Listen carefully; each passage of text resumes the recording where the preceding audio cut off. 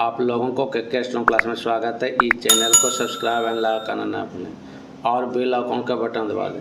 आज आपको प्रतिलेखन संख्या 37 और 38 लिखाएंगे 100 के स्पीड में। पेंसिल कॉपी लेकर तैयार रहें। Ready, last ready, start. महोदय, मैं इस बात पर भी जोर देना चाहूँगा कि इस स्थिति का वास्तविक हल बेहोशी की दवा देकर नहीं किया जा सकता। इससे रोग के लक्षणों की उग्रता को तो कुछ समय के लिए भुला जा सकता है, पर अंततः तो रोग बढ़ ही जाता है। सभी जगह राजनीतिज्ञों की इस उलझन को मैं समझता हूँ, जो बड़े उपायों पर सच्ची सहमति न होने के अभाव में तात्कालिक लाभ के उपायों को ही प्राथमिकता देने लगते हैं।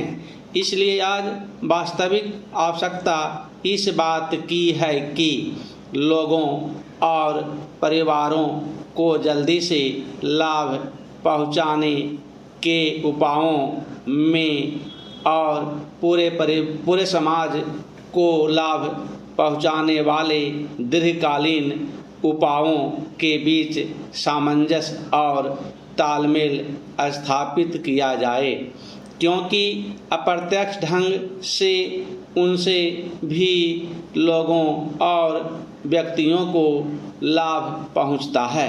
इसलिए हमारा कार्यक्रम ऐसा होना चाहिए जो व्यक्ति, परिवार और समाज सभी के लिए उपयुक्त हो और माइक्रो स्तर पर तीनों तरफ चलने वाले हमारे प्रयास एक ओर मिल जाएं। हमारी 8वीं योजना में इसी बात पर जोर दिया गया है।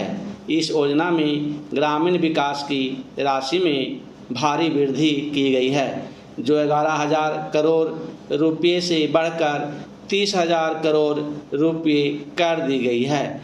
इसमें जिन कार्यक्रमों को शामिल किया गया है उनमें रोजगार पैदा करना, रोजगार का आश्वासन देना, समन्वित बाल विकास योजनाएं, टीकाकरण, शिक्षा और अन्य कई सामाजिक आवश्यकताएं पूरी करने वाली योजनाएं भी शामिल हैं।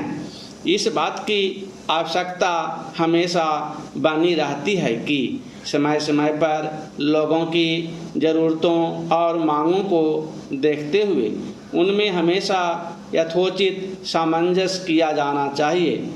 तथापि केवल इतना ही पर्याप्त नहीं होता कि योजनाएं शुरू कर दी जाएं। योजनाएं शुरू करने के साथ साथ यह भी ज़रूरी होता है कि लोगों को उन्हीं की भाषा में शिक्षित करने और समझाने के लिए एक व्यापक साधन और सतत अभियान चलाया जाए, ताकि उनके समझने और देखने के ढंग में जो छिद्र या गलतफहमी है उसे दूर किया जाए, क्योंकि प्रायः उसके कारण विभिन्न प्रकार के आंदोलन शुरू हो जाते हैं।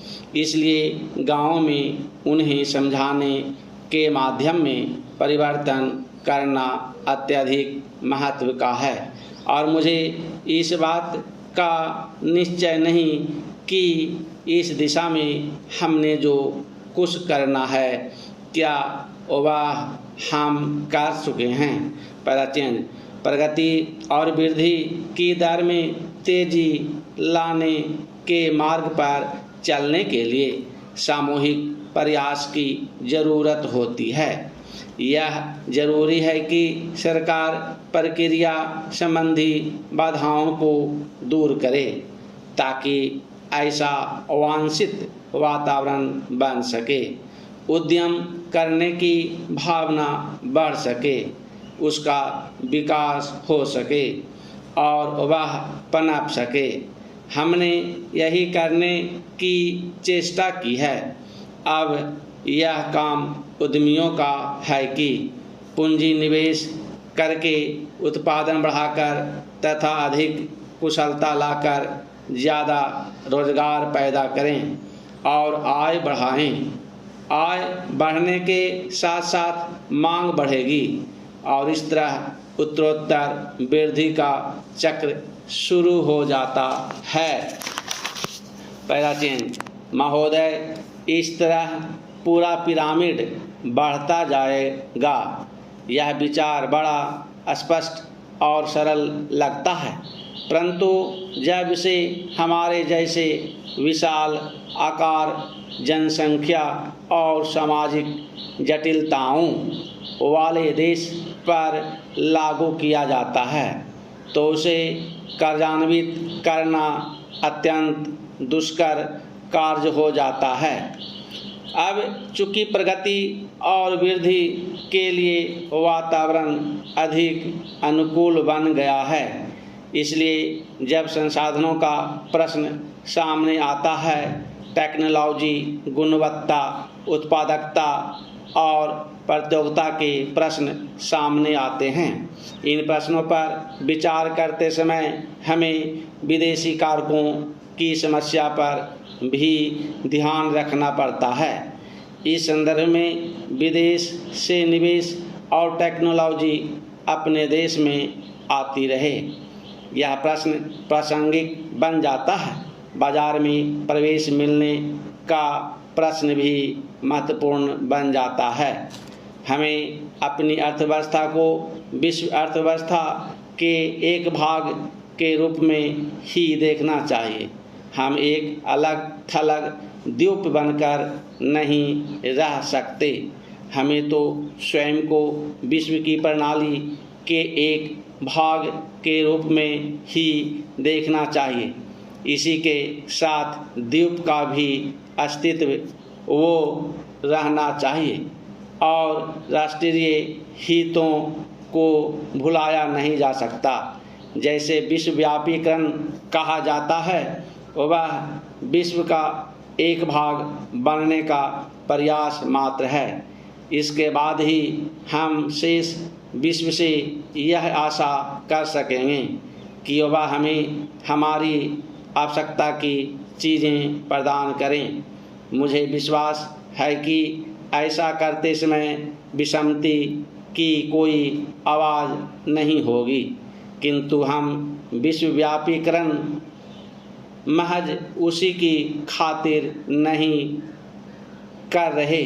यह तो विशिष्ट रूप से भारत के लोगों के हितों को ध्यान में रखते हुए किया जाना चाहिए, क्योंकि सुन देकर केवल सुन ही मिलता है।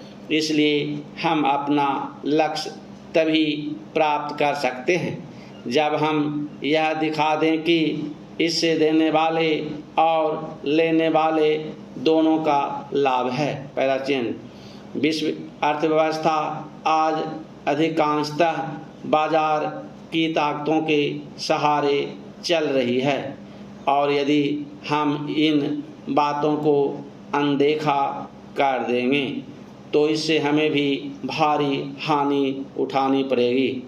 अपने प्रयासों में हमने इस वास्तविकता को स्वीकार करने का प्रयास किया है। विश्वव्यापीकरण से हम अभिभूत नहीं है, परंतु हम अपनी ओर से यथार्थ को समझने की पूरी चेष्टा करते हैं। कुछ आलोचकों ने यह कहा है कि विदेशी निवेशकर्ता हमारी अर्थव्यवस्था पर छा जाएंगे। इस संबंध में मैं केवल यह कह सकता हूं कि अब तक यद्यपि हमारी नीतियों पर अच्छी प्रतिक्रिया हुई है और विदेशी निवेश आकर्षित हुआ है, परंतु यह हमारी ज़रूरतें पूरी करने के लिए नितांत अपर्याप्त है। आपको देखकर मुझे ऐसा नहीं लगता कि हमारे ऊपर कल विदेशी निवेशकों को छा जाने का खतरा लग रहा है। मुझे लगता है कि यहाँ उपस्थित आप लोगों में आत्मविश्वास की भावना बड़ी प्रबल है और यही इस प्रकार की आलोचनाओं का सही उत्तर है। मैं विदेशी निवेश के प्रस्तावों की 2 विशेषताओं को दोहराना चाहूँगा ताकि हर व्यक्ति इस बारे में आश्वस्त हो जाए। समाप्त। अगर डिक्टेशन अच्छा लगा हो तो इस वीडियो को सब्सक्राइब एंड लाइक करना ना भूलें। धन्यवाद।